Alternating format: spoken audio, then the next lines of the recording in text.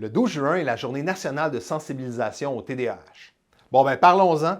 Je suis Benoît Amarenguer, le neuropsy.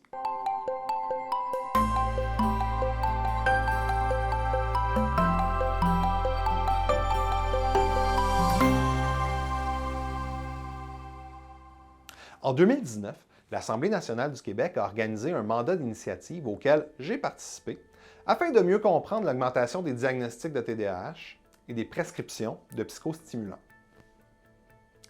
Une des conclusions du rapport a été de resserrer les pratiques entourant le diagnostic du TDAH.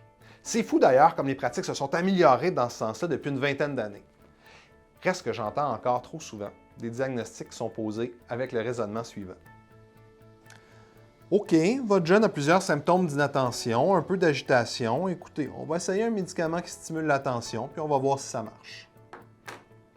Je vous dirais que prescrire un traitement sans bien comprendre d'abord le diagnostic, ça équivaut à peu près à ceci.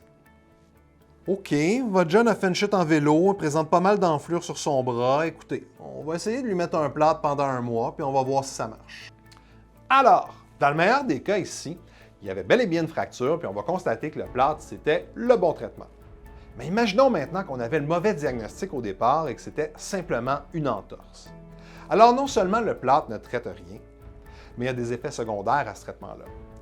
L'enfant ne pourra plus faire de sport pendant un mois, puis il pourrait décrocher de la pratique d'un sport qu'il aime. Sur le plan physique, ses muscles vont s'atrophier en dessous de son plâtre et affaiblir son bras. Donc le traitement, plutôt que de guérir le bras, le rend ici plus faible. Mais imaginons maintenant pire, imaginons qu'il s'agisse d'une fracture déplacée et qu'on ne l'ait pas vue. Les deux portions de l'os cassé ne sont plus alignées. Mettre un plâtre les ferait se ressouder tout croche, ce qui entraînerait des problèmes majeurs pour le restant de la vie de cet enfant. Alors le traitement ici, un plâtre, empire le problème et en crée des nouveaux. C'est pour ça qu'on ne travaille pas à l'aveugle quand un enfant se présente avec un bras enflé. On procède à une radiographie. Le bras enflé, ici, c'est le symptôme. On doit trouver la cause sous-jacente de l'enflure. Où est-ce que je m'en vais avec ça? Bien, vous savez quoi? L'inattention ou l'agitation, ce sont aussi des symptômes, pas le problème en soi. On doit en trouver la cause. Le TDAH en est une cause possible. Saviez-vous que l'anxiété, une dysphasie réceptive, un trouble d'apprentissage, un trouble d'attachement, une simple immaturité ou encore un trouble sensoriel sont autant d'autres causes possibles pour ces mêmes symptômes. La cause, on ne la connaît pas juste en regardant les symptômes. Débuter un traitement juste sur le symptôme pour voir si ça marche, c'est comme mettre un plâtre sur un bras enflé pour voir si ça marche. Dans le meilleur des cas, on pourrait ici traiter effectivement un TDAH. Mais si on se trompe de diagnostic, non seulement on ne traite rien, mais l'enfant devra assumer des effets secondaires. Une perte d'appétit ou des difficultés de sommeil, ça en est des exemples. Non seulement on ne traite rien, mais on passe à côté du vrai problème qui, lui, continue à handicaper l'enfant dans sa réussite pendant les mois où on se demande pourquoi ça ne fonctionne pas, cette médication-là. Et comme dans le cas de la fracture déplacée qui ne se ressoude pas correctement à cause du plâtre. On peut empirer la situation avec un médicament chez un enfant avec des tendances anxieuses ou pire, un trouble anxieux, par exemple.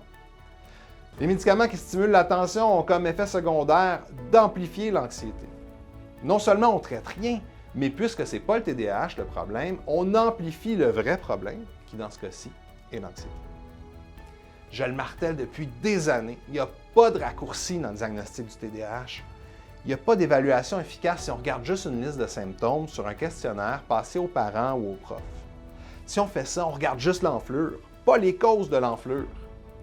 Il n'y a pas de diagnostic plus rapide et qui coûte moins cher si on évalue juste le TDAH en silo. Il y a tout un paquet de facteurs qui s'imbriquent et qui interagissent pour produire un symptôme. Un cerveau, c'est compliqué, plus qu'un bras, plus qu'un os, qui peut être fracturé ou pas fracturé. Et en plus, chez un enfant, le cerveau est en développement.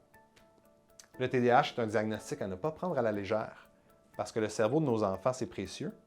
Une bonne évaluation, c'est essentiel.